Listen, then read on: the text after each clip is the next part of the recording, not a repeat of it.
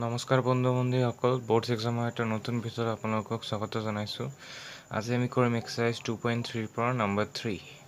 Obtain all the zeros of the polynomial if two of its zeros are √5/3 and -√5/3.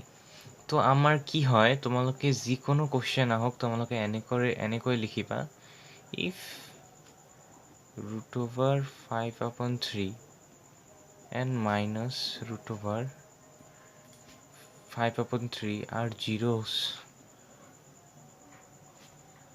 of the given polynomial, then তোমালোকৰ এটা formula আছে কি x minus √5/3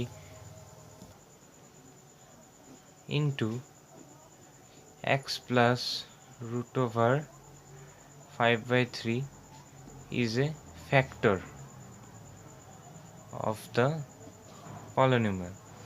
তো এই পলিনোমিয়ালৰ কি হ'ব, এইটো এটা ফ্যাক্টৰ হ'ব। তোমালোকে চাবা ইয়াতে প্লাস আছে, আমি মাইনাস লিখিছো, মাইনাস আছে প্লাস লিখিছো। তো এইটো আমি x a minus b a plus b ফৰ্মুলাত আছে, তো আমি কি লিখিব পাৰো, a square minus √5/3 whole square b square equals to 0. যেহেতু এইটো এটা ফ্যাক্টৰ হৈ যাব, তেনে এইটোক আমি 0 কৰিম যদি আমি এটোক মানে কোয়াড্ৰেটিক ইকুৱেশ্যন বনাব খুজো তেনেহলে। তো x square minus √over কাটি যাব, 5/3 equals to 0. তো আমি ইয়াৰ লগত 3 ইনটু কৰি দিম, 3x square minus 5 equals to 0. তো আমি এইটো কি কৰিম, এতিয়া পলিনোমিয়ালটোৰ লগত কি কৰিম, ডিভাইড কৰিম। তো এতিয়া আমি এইটোক ডিভাইড কৰিম। তো এইটোক যদি আমি এতিয়া ডিভাইড কৰো তেনেহলে এইটো কি কৰিম, x square ৰে ইনটু কৰিম, তেনেহলে কি হ'ব, 3x / 4 আহি যাব, আৰু এইটো minus 5x square আহি যাব। ইয়াতে মাইনাস মাইনাস কাটি যাব, এইটো প্লাস হৈ যাব, 6x কিউব তলত নামিব, মাইনাস প্লাসে মাইনাস হয়, 3x square হ'ব, minus 10x হ'ব, আৰু মাইনাস কি হ'ব, 5।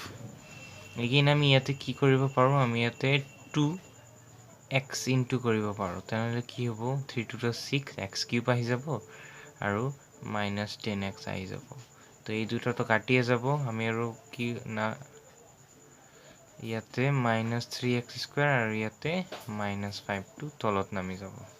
তো ইয়াৰ লগত আমি এতিয়া কি কৰিম, ইয়াৰ লগত আমি এতিয়া, তো তোমালোকে ইয়াতে দেখা এইটো প্লাস আছে মাইনাস হয়, তো এইটো প্লাস হৈ যাব, ইয়াতে প্লাস আহিব। তো আমি এতিয়া কি কৰিম, এইটো 1 এৰে ইনটু কৰি দিম, তেনেহলে ইয়াতে কি আহি যাব, 3x square minus 5। তো আমাৰ এইটো আনসাৰটো কি ওলাব, 0। তো যদি এইটো ৰিমাইন্ডাৰটো 0 হয়, তেনেহলে এইটো এটা কি হ'ব, ফ্যাক্টৰ হ'ব। তো এইটো ফ্যাক্টৰাইজ কৰিলে আমি আৰু দুটা 0 পাই যাম। তো এইটো আমাৰ এটা কি হয়, ফ্যাক্টৰ হয়, এইটো আমি 0 বুলি ধৰিম, আৰু এইটো আমি এতিয়া কি কৰিম, ফ্যাক্টৰাইজ কৰিম, 1x plus 1x plus 1 equals to 0. ইয়াৰ পৰা আমি কি কৰিব, 2x ক 1x plus 1x লিখিব পাৰো, x কমন নিলে x plus 1, আৰু ইয়াৰ পৰা 1 কমন নিলে x plus 1। তো আমাৰ ইয়াতে আহিল x plus 1 equals to 0। তেনেহলে আমাৰ আৰু দুটা 0 কি পাৰিব ওলাব, -1 ওলাব, এইটো -1 ওলাব, আৰু আমাৰ দুটা দি আছে √5/√3 and -√5/√3। তো ইয়াতে তোমালোকৰ অংকটো শেষ হৈছে। এইটো তোমালোকৰ 4 মাৰ্কৰ কাৰণে দি দিয়ে এক্সামত। এনেদৰে কৰিলে তোমালোকে 4 মাৰ্ক নিশ্চয় পাই যাবা।